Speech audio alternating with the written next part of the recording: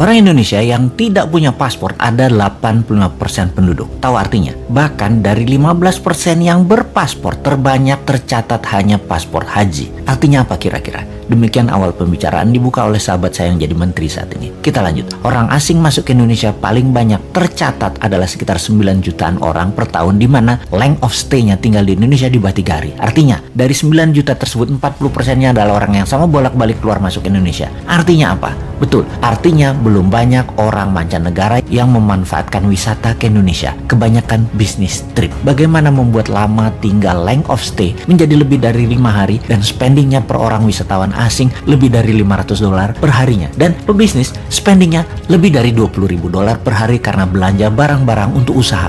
Kalau menjawab pertanyaan di awal paragraf tersebut, maka sesungguhnya 85% warga tidak pernah melihat apapun kemajuan negara lain seperti Tiongkok di mainlandnya, kemajuan Hong Kong, Singapura, Dubai, London, New York. Itu baru sisi kotanya. Belum lagi dari sisi wilayah industri dan usahanya. Pusat bisnis hulu, heavy industry, high-tech industry, digital IT industry, Silicon Valley, military industrial complex, farmasi industrial complex, food estate, dan lain sebagainya. Juga dapat dipastikan buku yang dibaca, informasi yang diterima sebatas kulit dan covernya saja. Ditambah lagi pasti tidak pernah berjumpa kaum bilioner properti atau properti mogul, whaler, bilioner Wall Street, venture kapitalis, bilioner entertainment, bilioner sport, bilioner heavy industry, bilioner food industry, precious metal bilioner, dan ratusan bilioner dari berbagai bidang usaha. Karya-karya kekinian, biomedical, RNA dan DNA engineering, teknologi radar dan satelit, HARP, mesin perubah cuaca, nuklir, reaktor non-uranium,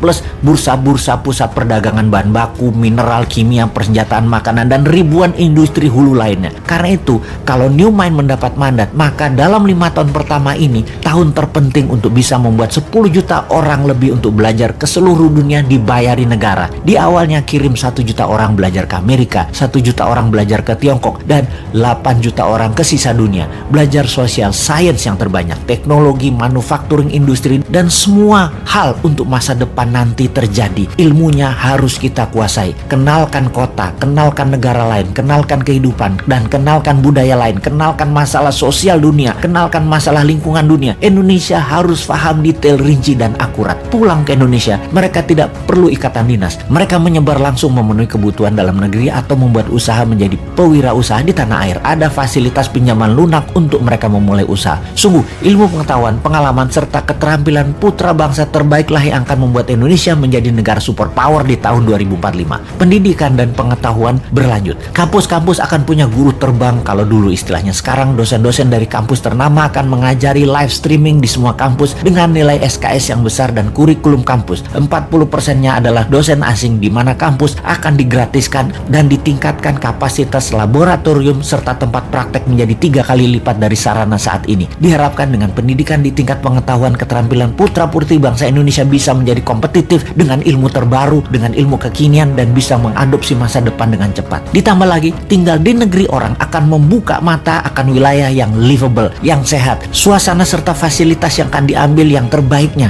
yang akan dicocokkan dengan budaya lokal Indonesia, membuat masa depan eco-living Indonesia adalah yang terbaik di dunia. Setelah membuka wawasan dan menambah ilmu, di mana mereka nanti berkarya sekembalinya ke tanah air. Indonesia akan memiliki 30 kek kawasan ekonomi khusus dengan luas rata-rata 3.000 hektar. Setiap kek akan memfokuskan pada beda-beda produksinya di setiap daerah di mana bisnis tersebut berada. Kita menargetkan setiap kek akan menampung 1 juta populasi, di mana saat ini kita sudah punya kek seperti Jababeka. Jababeka ada 1 juta orang hidup di sana, dan kawasan ekonomi khusus Jababeka GDP per kapitanya saat ini adalah 8 kali GDP per kapita nasional, yaitu $32.000. Indonesia akan punya 30 kek baru disebar di seluruh Indonesia. Ditarget dalam 20 tahun ke depan GDP per kapita kawasan kek mencapai $100.000 per kapitanya. Di kek, pengusaha tidak bayar pajak selama 5 tahun, juga mendapatkan kebebasan pajak free tax hingga 15 tahun untuk produk yang 100% ekspor. Free tax hingga 25 tahun untuk industri dengan tenaga kerja di atas 20.000 orang, dan produknya mayoritas untuk ekspor dengan bahan baku mayoritas dari dalam negeri. Kawasan kek adalah zona produksi, bisnis midstream, dan hilirisasi industri manufaktur. Kawasan di luar kek adalah penghasil atau hulu, bahan baku, juga kawasan pasar. kita jelaskan agar lebih paham lagi dalam ilustrasi yang sederhana. Tiongkok adalah negara produsen. Indonesia adalah negara sumber daya alam, sumber bahan baku produksi. Indonesia dipaksa atau didesain jadi negara pasar finish produk Tiongkok. Bukti negara pasar. Transaksi Indonesia dengan Tiongkok surplus alias Tiongkok untung. Jadi sekali lagi kita rangkum. Bahan baku SDA Indonesia dikeduk, dapat harga murah, finish produk dibalikin lagi ke Indonesia, dibeli dengan harga mahal banget. Negara tengah Tiongkok itu untung. Dia pegang modal, teknologi, dan finish produk. Indonesia yang punya sumber bahan baku dikadalin, dibeli Tiongkok dengan harga murah, lalu balik lagi dari hasil akhirnya dengan harga tinggi.